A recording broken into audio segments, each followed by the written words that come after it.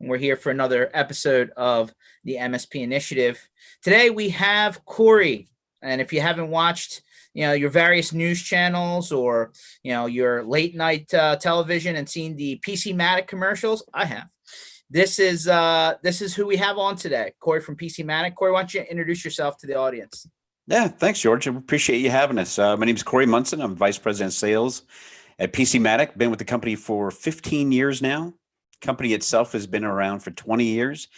We've got 50 employees. We've always been a virtual work from home company, so we don't even break stride in times like this. We just go full steam ahead. But great to be here.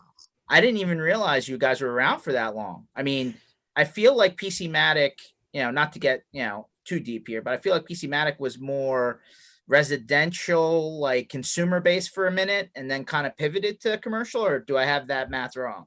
You're definitely right. It's a common misconception about where we're at as a company now. To give you some of the backstory, and some of the old timers listening in might appreciate this. The company was founded by a gentleman who was formerly a senior vice president at Gateway. So if anybody listening in, maybe their first PC was delivered in a cow-spotted Holstein box once upon a time, he ran sales, marketing, and support at Gateway when it was at its peak. And I was part of his organization there. Many of our original employees that work for us work for him there. So we definitely were founded and started with that kind of consumer feel and consumer focus.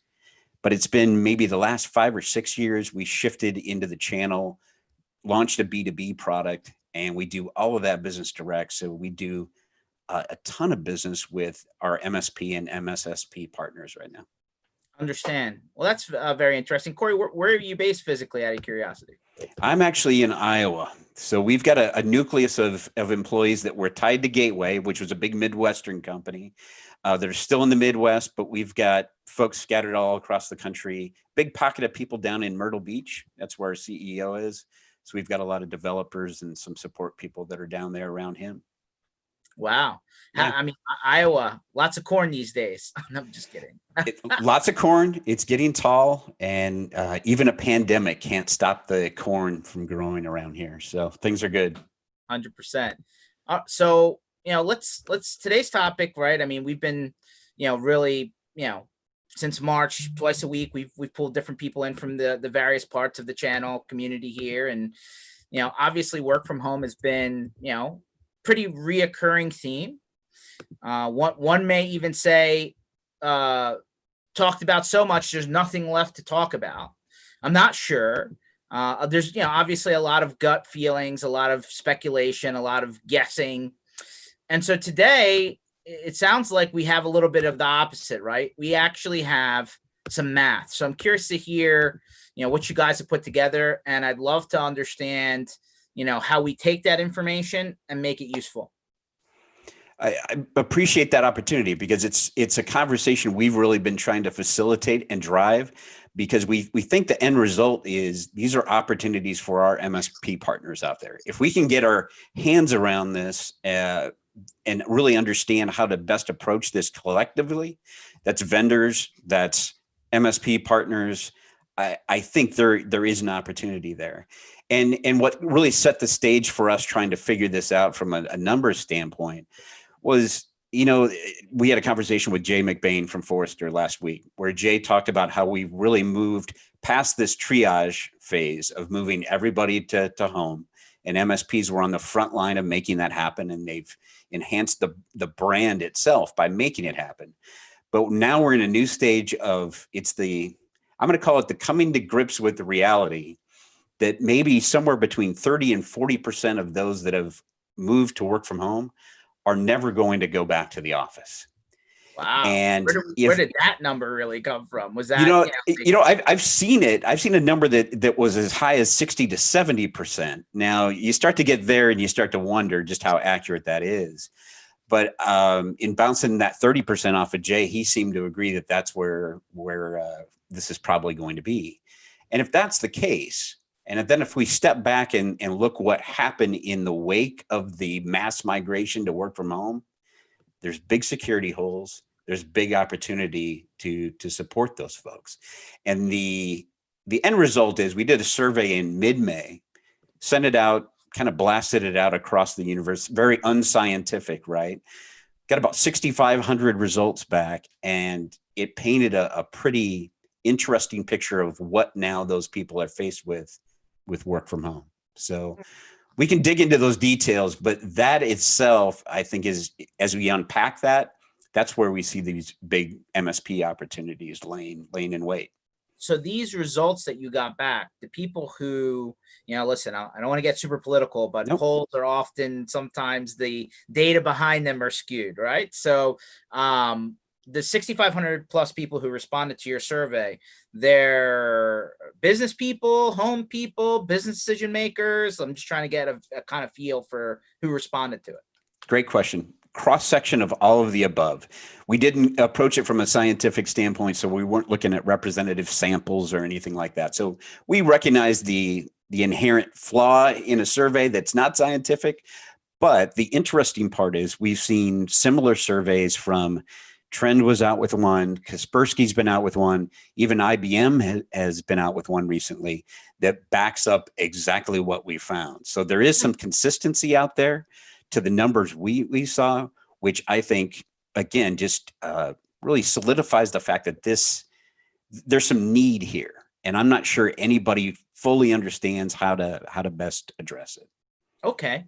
So why don't you give us, the important takeaways then from this, seems like numerical trend, right, across all these surveys.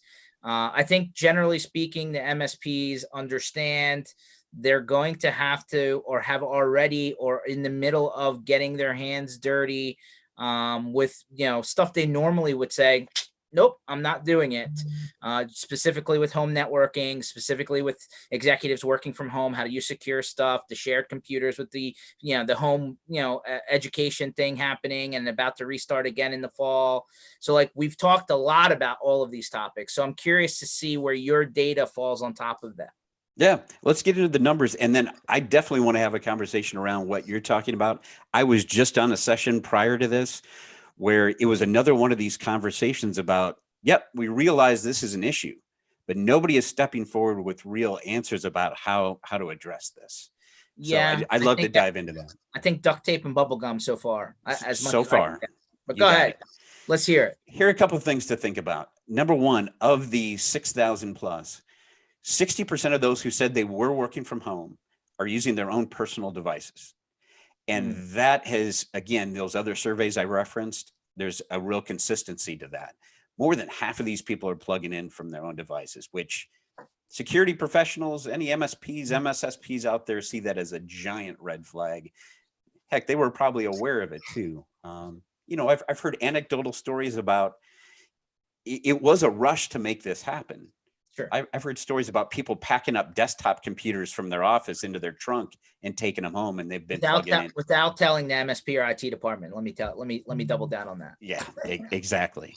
So that alone, I mean, we could set all the other numbers aside that we came up with, but the fact that 60% of these people are plugging in at home with their own personal device is pretty alarming. And underneath all of that, I think there are any number of issues. We had a panel discussion 2 weeks ago with a friend who's an MSSP here locally in Iowa. And he said, think about it this way, Corey. Security traditionally has been built around castle doctrine, right? You take everything that's valuable, you build up walls around it and protect it. He said, well, what happened in March was you had a big subset of people who basically took everything that was valuable and loaded it onto their kid's laptop and took it home and plugged it in. You're not wrong. That's kind of cutting right to the chase, but that's what we're faced with right now is a lot of these people are working on personal devices, and that in itself glaring red flags for everybody. For sure. 60% though. I mean, that's higher than I thought. I thought sub 50, but the fact that we're above 50, 60, maybe even a little bit higher than that, if that's the case, that means that the majority of people don't have a device that was meant to be work for business use. So exactly. And let's think about the economy and how that's going to turn. Is that going to change? Do you have companies that are now equipped to go out and purchase a bunch of laptops to replace these 60% that are relying on personal devices, I would guess we're going to have a lot of companies that say we don't have the budget for that. We're going to have to figure out a way to make this work with these personal devices. Whether it's ever going to be a perfect solution or not, I don't know. But I kind of doubt. I mean, that anybody's going to magically find the money to go, purchase a couple of hundred laptops. It's that, or it's a pivot to virtual desktop. Right. Virtual That's server. the other option. You got it. So that's the one of the first things that jumps out. The next thing is, and this goes directly to the MSP opportunity. Fewer than 50%, less than 50% said they are getting any type of IT support from their employer. So they're on their personal devices, and fewer than 50% say they're getting any IT support from their employers. So these folks are out there flying blind. Interesting. So we had a gentleman that's like, Mr. Co-managed IT, for lack of a better term. And he mentioned that there's a large uptick in internal IT that are understaffed or had headcount cut that are reaching out to people in the MSP space to augment, because they just don't have the resources to handle the influx that the level one requests coming through for their employees at home, right? Usually, you would think that internal IT, when they're, pre-COVID time, right, they have a trickling of issues that come through like any help desk. But I guess that flood that came through, where MSPs kind of satisfied that mountain that went up and then came back down, your results are telling me that the internal IT departments never got to it, never got through it, never dealt with it. They kind of just left it out there. I think that's the case. I don't think it's universal, but I think there's definitely a gap here. And whether that IT staff is going to be able to step up and come up with a way to better support those folks at home, who knows? But I think it definitely presents the question, who's going to fill the gap? And is there anybody better equipped than an MSP to step in to either co-manage it or take it over? And are there solutions and bundles that are ready to go to provide for that? But again, a lot of people working on personal devices with no IT support at home is not a recipe for a good outcome here so far. No, I don't think anyone disagrees. Right. I just don't think anyone knew the actual numbers and where the opportunity lied to pivot. Right. So let's hear what you got next. So here's the other one that stands out, and we can get into some of the granular stuff. But it was well north of 60 to 70% of these people are saying that they're not getting any additional cybersecurity awareness training while they're at home.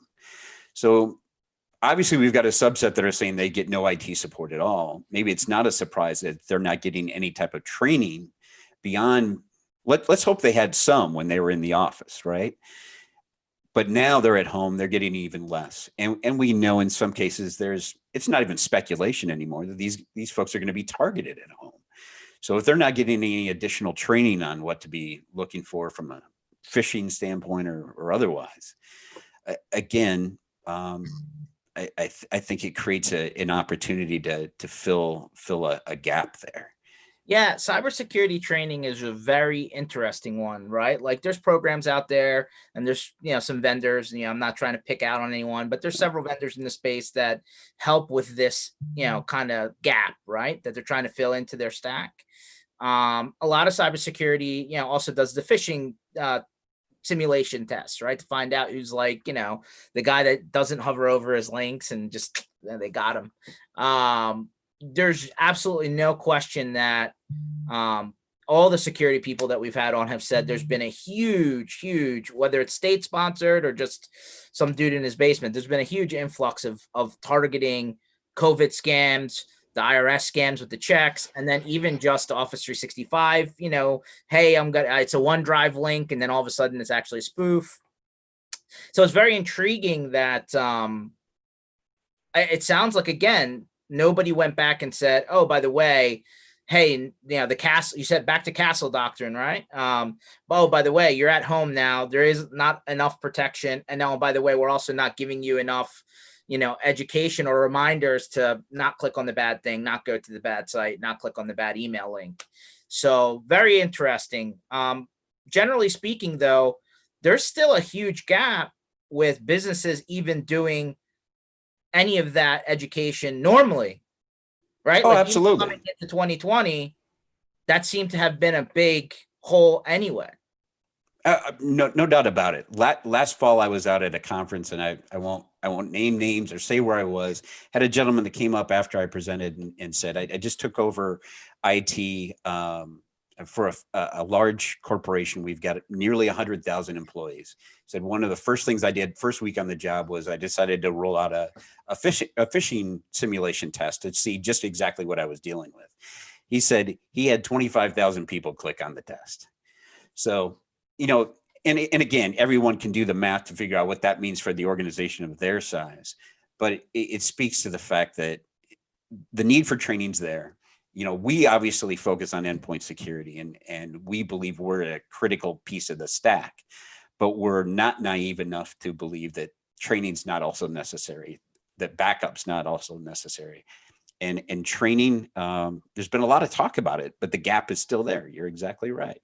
Yeah, I think a lot largely there's been a huge focus on it in the last 18 months in MSP land. And you would think the vendors that offer this service, specifically packaged for MSPs, would see a lot larger adoption, but there's still a long, like usually it's packaged with some sort of dark web monitoring or something like that. I don't know if you've seen that, but it seems like there's still hesitance on making that just part of the solution for some reason. I think you're right. And here's one I'll throw at you, and I'd love to get your feedback on. One of the things I've found interesting is at the onset of the outbreak, right? We got a lot of requests from chambers of commerce all over the country, and I'm sure you probably did too. Hey, will you come in and present on best practices for these people working from home? And like any good citizen, right, we stepped up and we did it. And I made the list of 10 and I presented. But after doing about half of those, I found myself thinking, what percentage of people that are listening in can actually go implement anything I just suggested? I mean, from something as basic as changing a router password, right? I mean, all of this at home being built around Wi-Fi networks where the password in a lot of households is being shared with every neighborhood kid in 20 miles. So if we can at least help these people understand how to go secure that element of what they're logging in from there, or what their network is at home, I think that's the other side of training. It's not only the awareness piece, but also we are going to have to figure out how to go train these people to support themselves at home. If IT is not going to step up and do it, if the MSPs aren't going to be asked to do it, or hopefully they will, we're going to have to educate these folks about what to do beyond just what kind of emails to avoid and what not to click on. It's kind of operationally from beginning to end, how to protect themselves at home. I saw a funny on Facebook the other day where it was like one of those memes, and somebody unplugged their router and the people across the street flipped out. Yeah, right. Exactly. Exactly. I think there's a lot of that. And I think it's an interesting discussion of it. This was a topic that was on the session I was on previously. Is this a matter of people at home are not willing to do this? And there are, I've seen some articles out there suggesting that's partly the case. Or are they not able to do this stuff? Right. Low hanging fruit, lowest common denominator, weakest chain in the link. I mean, we can say it 5 different ways, but yeah, if I'm just driving down the street and I'm logging into people's home routers, that's right. It's probably the easiest thing you can do. Right. Right. Exactly. So I think this is part of the challenge for MSPs that I'll throw out there is if your intent is to go after this gap, is to be able to go after it with a bundled solution that's going to include everything from cybersecurity awareness training to training, or even, I guess, rolling a truck and helping them actually go into the house and fix all this stuff up, making sure that you've got visibility to the endpoints, making sure whatever antivirus they're running is patched and up to date. There's a lot to it. And I think business owners, especially the SMB community, is going to be very open to an MSP that will walk in the door with a bundled solution that says, here's how I'm going to help you enable business continuity. I know you're worried about making payroll. I know your entire workforce is at home and there's no sign of them coming back to the office soon. here's how we're going to make sure that we can keep you operational. Hmm. I think that's, who figures that out and figures out that ideal bundle and how that fits into a security stack. That's who's going to take advantage here. I agree 100%. What other cool stats did you get from your survey? This one's kind of disjointed from the other numbers we threw out there, but again, we looked at those that said that they were using personal devices. Mm-hmm. It was nearly 70% said their employer did nothing in terms of issuing any type of security software, any type of antivirus software for them to take home and run on their personal device. Now, maybe it's a gigantic leap to assume that would have happened. But again, you've got a lot of companies knowing that these people are plugging in with personal devices and not even taking a step to make sure that those devices are secure in even a real basic way. I mean, how many of these, this is the fascinating thing to get to at some point, is how many of these personal devices are running outdated security software that hasn't had signatures updated in how long, right? Patches, all sorts of stuff. This reminds me of my college days. When I first went to, I'm a Philly guy, I went to Drexel University. And they were one of the first school, higher education, where you had to have a lab. Every person had to have their own computer, right? This was, and so when you logged into the dorm network, you had to run this skit like that. You logged into a web page, it ran the scan on your computer, and they wouldn't shift you from the boxed network, right? The segregated network that you started on to the real internet, enabled network unless you passed the test, right? And this is going back to their, 2000s here. If it's very interesting that these basic checks aren't being done from a corporate level either, right? And I think that's, you think about that was a methodology back 20 years ago. It's very interesting now where it's like these things aren't even being done before they log into the shared intranet portals. Even if they're logging into a virtual desktop, there's still things like keyloggers, right? There's still things that can capture those those logins. And so the idea that the home computer is okay, even if it's in not in perfect shape, it's probably a flawed thing, right?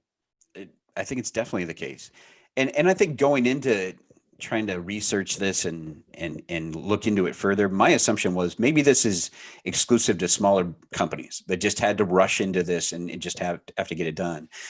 I listened to a panel discussion last week that involved 3 IT directors for banks in the Midwest. And to a person on that discussion. Can I pause you? Next time you're on that, can you ask them where's all the change? I will. Where are all the coins at? Why do I got to Yeah, I just heard about this. I don't completely understand it, but I heard apparently there's a massive shortage on change, which don't know why, but okay. Most of it's under my front seat of my car, I think. Yeah. So anyway, go ahead, panel. So to a person on this panel, and these are IT directors for pretty prominent banks, they talked about the fact that they were sending their employees home without corporate issued devices, and they're working on personal devices as well. So I went into this panel discussion kind of hoping that I was going to hear a different story from these guys versus what maybe the small and medium-sized business owner that was in a desperate time had to do. But these are guys you figured would have had this figured out, and everybody was going to have a corporate issued or company issued device to go home and plug into. And they were given real world examples of where that isn't the case, that their employees were at home. Don't they have like FINRA, or they have compliances of some sort, financial ones, right? SOX. You heard rumblings, right, about compliance issues were kind of maybe moved to the side a bit in some cases. I don't want to get into that because I don't know enough about it or what actually happened in those cases. But I think the rush left behind some pretty significant holes out there. And it's not just limited to small companies that had no other option. I better double check my bank account balance. Yeah. Yeah, no kidding. I didn't think about that, but if 3 CIOs are telling you they didn't have the answer, then that's a problem. Well, they did follow up by saying that the board now gave them clearance to go ahead and go out and purchase new laptops for everybody. And well, great. How many companies have that luxury now or have the money to do that? So I think that's going to continue to be an issue. I think the other thing, and I'd love to hear your feedback on this part of it, is as we attempt to fill this gap, where does who draws the line about supporting these personal devices at home? And if I'm an MSP that is troubleshooting on behalf of a customer, and that customer wants you as an MSP to troubleshoot for those employees at home, if those employees at home are using personal devices, is there a line that can't be crossed about just how far we've got privacy issues to unpack there? Hmm. To Well, me, I think maybe go ahead. yeah. Go ahead. No, there's three different thoughts on this, and we had Brad Gross on earlier in the MSP Initiative series. He was on 2 sessions, and number one, a lot of people wrote into their MSAs, "Hey, I'm not touching the home stuff. It's not Right. supported. It's not covered, unless I'm throwing you a bone, right, just to help you out, right? Mm-hmm. Yeah, which sometimes the CEO's, home computer or whatever. But you get what I'm saying? Like, no, other than a very slim exception, the home devices were excluded from the MSA. So there was definitely a wrinkle where people started to say, all right, well, if I'm forced to deal with this for the long term, there's got to be some sort of financial component, right? Because there's 2 parts to this. There's a liability standpoint, and then there's a cost standpoint. On the cost standpoint, pain in the ass tax, if you would, right? But just, these machines are the ones that take the longest amount of time. They're, it's like the person calling in on a 10-year-old machine that's refused to upgrade, and all they call about in is that their computer's slow. Like, how much can you do after a certain point, right? It just is what it is. But at the same token, to your point, like, the company has to have certain conversations around, hey, if you're going to use a home computer, what's company protected data versus personal data, because there's supposed to be a privacy barrier, to your point there. And then the other component is, and I'm sure time is the third angle here. Some people probably didn't think that, like, there's this question, there's still the question mark, right? How long is this going to continue, right? So if somebody said, hey, it's a 90-day thing, maybe they skirt, right? Obviously we're past that. So now the question is, are we into this time next year? Is there another 6 months of this? Is there another year of this? So there's these 3 triangle points that we're all trying to, fill between. And I think part of the problem, Corey, is that the business decision makers of these companies, right? Like, hey, let's take aside the fact that I'm worried that my business is going to still be in business, because that's still really a concern, right? But putting that to the side for a second, these people aren't educated, I think, to a large degree to to put these policies in place, to put these protections in place, both legally, both, to follow the laws, to protect their people, to protect them. So there is surely, you said there was an education gap on security. There's definitely an education gap from a business decision-making standpoint. They just don't know what they don't know. It's definitely true. And here's a challenge that I came up against last week, and this speaks to that gap, I think, is we still have MSP partners that want to go out there and approach end customers and talk speeds and feeds. And one of the things that we've been advocating is that's not the conversation that these people want to have. There may be some that are very tech savvy and want to understand exactly how you're going to protect them. But the majority are worried about, again, hitting payroll. They're worried about business continuity. And they want to know that it's being taken care of, and that their employees that are sitting at home, logging in for the last 3 months, are going to be able to do that securely. So if you can approach them as an MSP and give them that confidence that that'll all happen, they don't really care how the sausage is made. They don't care what's a part of your security stack. And there may be exceptions, and maybe you'll tell me I'm wrong on that, George, but I found it fascinating that we still have that tendency to want to go out there and talk speeds and feeds and talk about how the sausage is made. I think we need to talk more kind of holistically. Yeah, I think that the people, like, peer groups are great, by the way, because they kind of educate people on how to run their own businesses as an MSP. But to that point, there's definitely an absolute point to you saying they don't care how the sausage is made. But when the marketing gets broken down at the end of the day, like, if you said, hey, we got this covered, it's part of this stack, it's included, and then when push comes to shove, it fell down and the marketing story just evaporated, that's when you see people bailing. That's when you see people looking for, they cut their provider, they move to another one, right? So there's definitely a fine line between, hey, don't get too granular, but also making sure that you're not over promising, under delivering too, because that will come back and slap you in the face. No, it's a great point. It's an absolutely great point. So I think, man, you keep bundling all this together, and I still am a firm believer that this means there's opportunity. If you listen to the Jay McBains of the world or some of the forecasts, it's ugly. I mean, they're talking about maybe mid next year, things coming back around. I think the one thing that Jay and Forrester say is that will potentially be flat are managed services, and he points to security. So I say take that and double down on the fact that the work from home gap is there. That is the place to fill right now. And it's a challenge.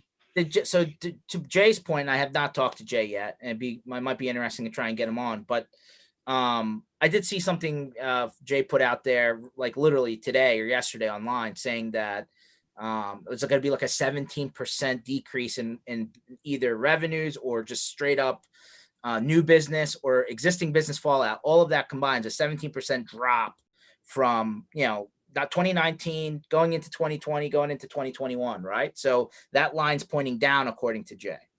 I believe so. Yeah. And he talked about the recovery, and I apologize to Jay if I get this wrong. He talks about the recovery being more U-shaped than it is going to be V-shaped. And one of the things I hoped he would do when we talked was talk about, well, give us some silver lining here. What do you think under all of this could help sustain some MSPs that want to hang in there? And he did. He pointed to security as maybe being one of those things that will be flat. There'll still be a dip, but it's not going to be the radical dip of 17% overall. That number scares me, because if you look at best in class MSPs, right? They say best in class MSPs. And again, I'm going to, hopefully quote properly, right? Paul Dipple, Service Leadership. Everybody's probably heard of him. So he says best in class MSPs are doing 20% to the bottom line and above. If you could lose 17%, it trickles down to that number. That's a very small margin of error there to stay okay. Right.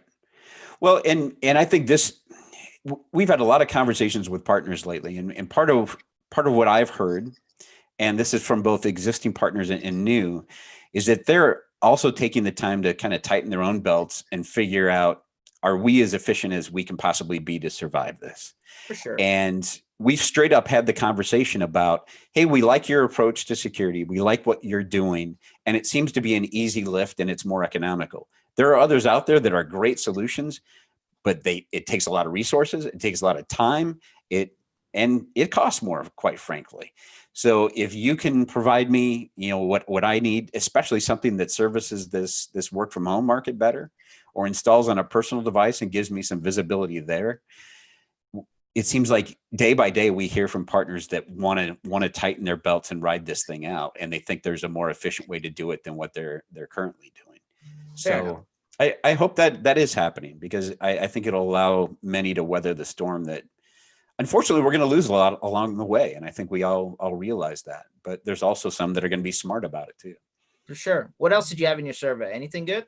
Those are the big highlights. Our plan is to do a follow-up and really try to drill down and look at this at a more granular level, and do some breakout by verticals, things like that. So I was just encouraged to see that there were other surveys that actually backed this up.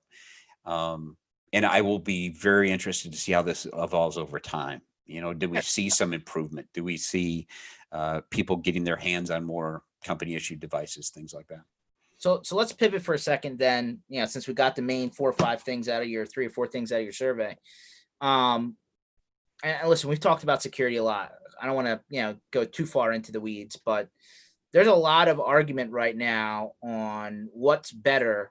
I mean, listen, I think universally everybody agrees on a layered security approach, right? There's no one perfect answer there, but there's a lot of questions around whether the SOC, SIEM, security as a service that used to be so expensive, it wasn't even in the conversation, that's now come down to earth, versus endpoint security, which, listen, for the guys that have been in the business, I've been here for a while, Symantec was in the beginning, right? And then, like, over time, there's all these different, security vendors came down, right? And you got like the ESETs and the Vipers and the Kasperskys, to your point, you mentioned them earlier, like, where do these two theories kind of intersect, or is any one lean to the left or to the right? I'm curious. I mean, I think I know what you're going to say, but I'm going to ask it anyway.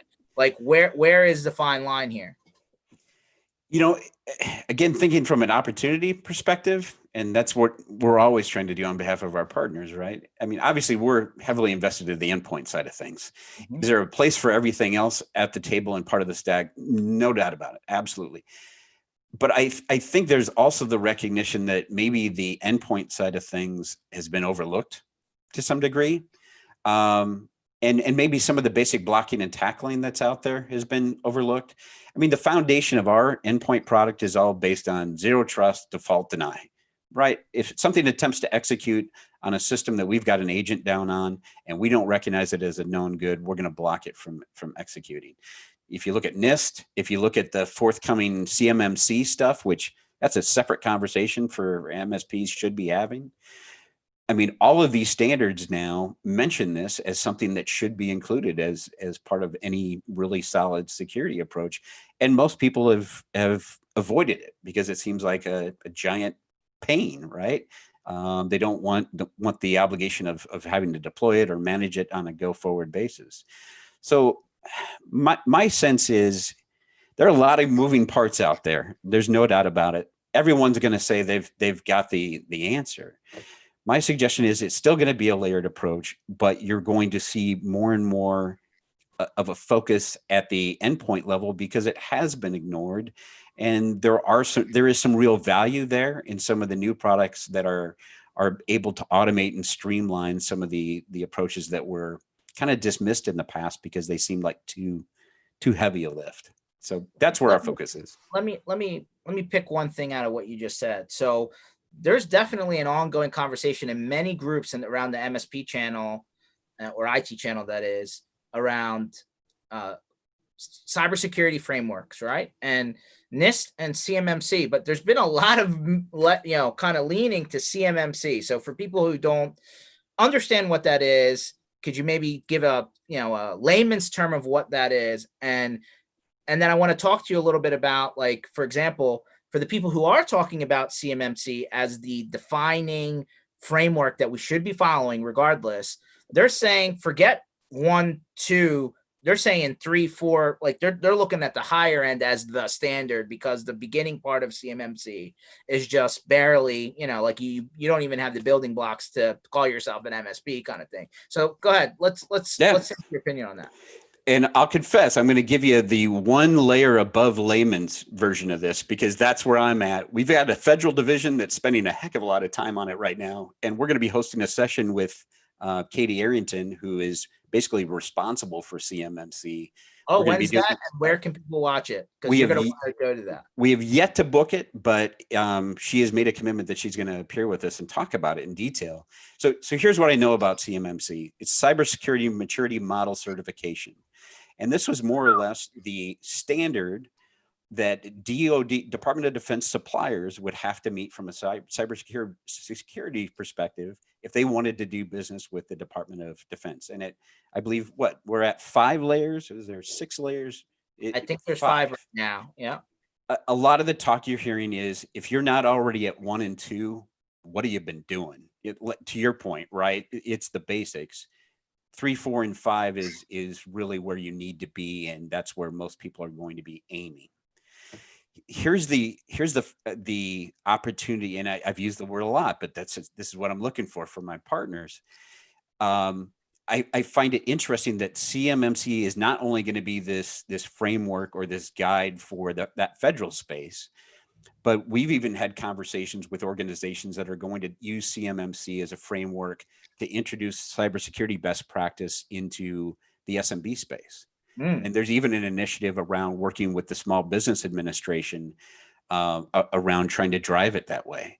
So all of a sudden, if you think about MSPs and all of your SMB customers or potential customers, now you're going to have this CMMC framework that, hey, if it's good enough for the federal government and what they're doing, it sure should be good enough for you as a small business owner as well. And here's how I can get you to these levels. Maybe we can get you to 3. We should already have you at 1 or 2, but here's how we can take some steps above and beyond. Now, our product happens to fit into those layers very well, so we're going to champion it all day long. But I think there's value in these frameworks and guidance beyond beyond just that federal space, at least. No, fair enough. Yeah. So if anybody hasn't had a chance or hasn't heard of it, Google it. There's a lot of information out there. It's like a pyramid, right? Where you're trying to get to the top. I hadn't heard of it until this year, right? When COVID hit, really, because I wasn't necessarily dealing on anything I'm working on the federal government space. But it's very interesting to hear where existing MSPs who have already stumbled into suppliers that feed the federal government from a defense standpoint got sucked into this framework, right? So this is like remember when Home Depot, the HVAC contractors login got hacked, and then all of a sudden all of Home Depot's system got put online, and credit cards and whatever. So basically it's not, hey, you shouldn't have to worry about this if you're not dealing with the federal government. It's if you're dealing with a company that is supplying them, you're going to get sucked into it anyway. And that's why people, number one, were like, well, we should pay attention to this. Number two is, hey, there's no one standard, right? The standard kind of like happens over time with what people adopt, but this is very clear, right? There's not a lot of ambiguity in what these phases are and what each level means and how to kind of comply. So yeah, very interesting topic for sure.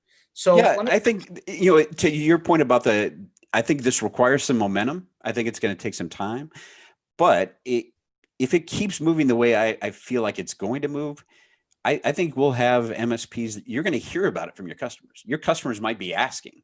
Maybe their insurance provider, right, wants to know where they fall on the CMMC spectrum at some point.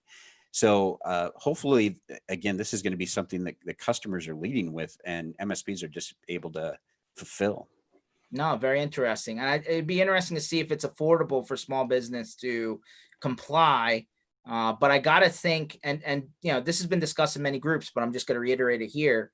I believe the insurance industry is probably one that's going to force the agenda, because the cybersecurity, whoever's re-upped on their cybersecurity questions recently, yeah, it's not a half-page document anymore, guys, or a one-page document. It's getting really granular, right? Because these payouts are starting to increase in terms of what's being covered. No doubt. It's like, so the insurance industry, number one. And then, like they have their own team of people, right? Like if you are covered with cyber liability insurance, which a lot of people are, when there's an issue, you got to pick up the phone and call them first, right? To get this process started right away. And they got a whole team of people and a list of vendors behind them, right? So there is a little bit of an industry popping up there on that end, right? With like ransomware negotiators and all sorts of crazy stuff that I never heard of until COVID, by the way. Because it's just popping up more and more. But I think the other industry there's certain other industries that are already forcing the agenda. Banking, which I was shocking to hear what you said earlier. So financial services, right? And medical, right? Everybody's heard of HIPAA compliance. They can argue how effective it is and, what have you, but that's definitely out there. But it'd be very interesting to see. I feel like the credit card processing industry is pretty deep down this road because they're getting hit on the fraud stuff too, right? Yeah, I think you're exactly right. I think it's just a matter of time before each vertical feels whatever pain threshold, right, they cross where this stuff has to be addressed. And yeah, I think you're spot on. I think anything financial there, super sensitive. So let's zoom in real quick into the layered services just to make sure maybe we're all talking the same thing. There's like 4 or 5 things that I think are in this layer. I mean, obviously, firewall UTM has been around for some time. I don't think putting in a Linksys router from Best Buy is the replacement. You should have something there. Now, I'm going to put in here some sort of antivirus, anti-malware. Sometimes they're separate products, right? That seems to be, 1A, 1B, or 2A, 2B. 3 is, and it seems to be a lot around compliances, encryption at the device level, right? Like disk encryption, whole disk encryption. And then the other one that comes to mind is some sort of DNS filtering, protection, spoofing, right? And spam filtering, click, filtering, right, from your emails. That's number 5. I call that the foundational 5 from a layering standpoint, right? Now you want to add education, right? Which is like, hey, I want to, make sure you understand what you're doing. I want to do some fish testing with you, that kind of stuff. I'll put that as number 6. What am I missing from that stack? Is there more that should be out there? I think you've hit it. I think the missing component, and again, I'm thinking about it from a standpoint of taking this out and presenting this to a business owner of here. Multi-factor authentication. Forgot. There you go. Multi-factor. Absolutely. Definitely necessary. I'm thinking about it from a perspective of going out to a business owner to say, here's what I'm going to do, and I'm going to help take care of all of this, is to be able to map out from almost a policy standpoint or give suggestions about how this is all going to work. And it goes back to our discussion about how does the help desk support 50 employees that are home that are all plugging in on their kids' laptops, and what can they look at? What can they not look at? What can they touch? What can they not touch? I think a lot of small and medium-sized business owners have no idea where to even start. I agree. So if all this can be tied up in a nice, neat bow, and from what you mentioned all the way through multi-factor, and then combine it with Mr. Business Owner or Mrs. Business Owner, here's the policies that we're going to have you put in place from an HR standpoint in combination with what we're doing, then we're going to ensure business continuity. Then you're not going to have to worry about anything. But all of this needs to be done in cooperation with you and all of your employees, and done at once. It can't be hit or miss. So this falls in line with Mauricio, who actually chatted in. It's perfect timing. So how do you, what ammunition do you bring to the table? How do you convince, encourage, position upper management to provide the funding so that the resources can be installed to train the staff on security? Like, what is what are the top, 1 or 2 things they can, like, literally bust through the door, Kramer edition, into the owner's office and say, we need to do this? I'm a big advocate for, you can't sell on fear, but you can sell on risk, and you can sell on what genuine risk is. A lot of these people are seeing the headlines. They're seeing the ransomware headlines, or they've heard about somebody down the street that got hit. But I think it's bringing that awareness to the table of here is what is on the line. And I'm not doing this to scare you. I'm not doing this to cause undue fear, but this is the real risk based on what I've evaluated with your organization. Now I've got in place here exactly what we're going to need to do to address this. But we're going to have to do it comprehensively. You can't just do this piecemeal. And if you can't take this and can't take it as a whole, I can't have you as a customer.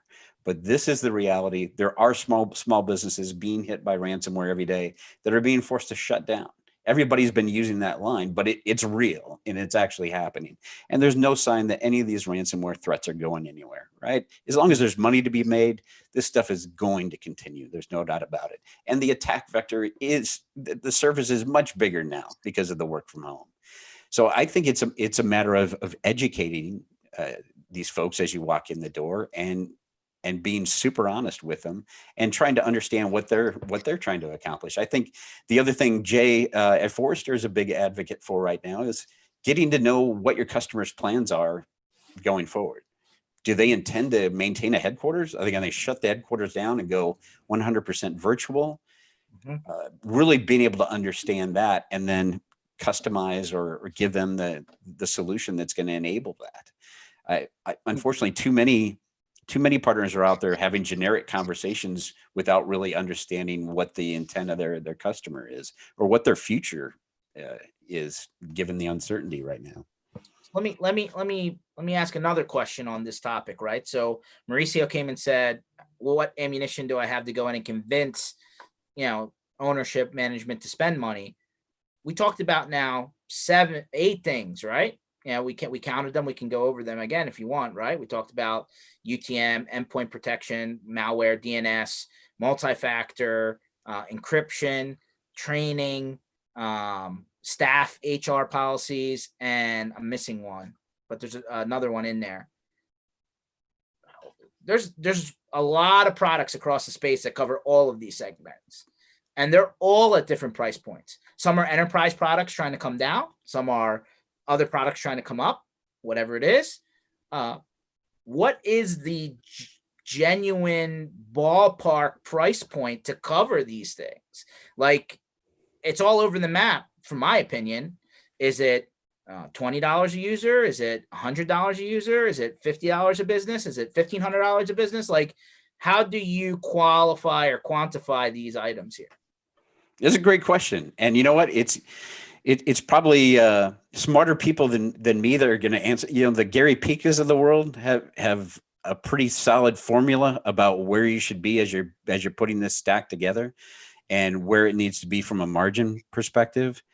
I will proudly say that as a piece of that, you know, our pricing right now per endpoint starts south of $1 per endpoint per month. So to that end, we try to be an easy part of that solution. That means high value, high margin. Unfortunately, I think there are a lot of products out there that don't fit that category. They cost a heck of a lot, and they require a heck of a lot in terms of resource as well. So this goes back to these conversations we're having with partners that I think are reevaluating, man, what am I paying for and what am I getting?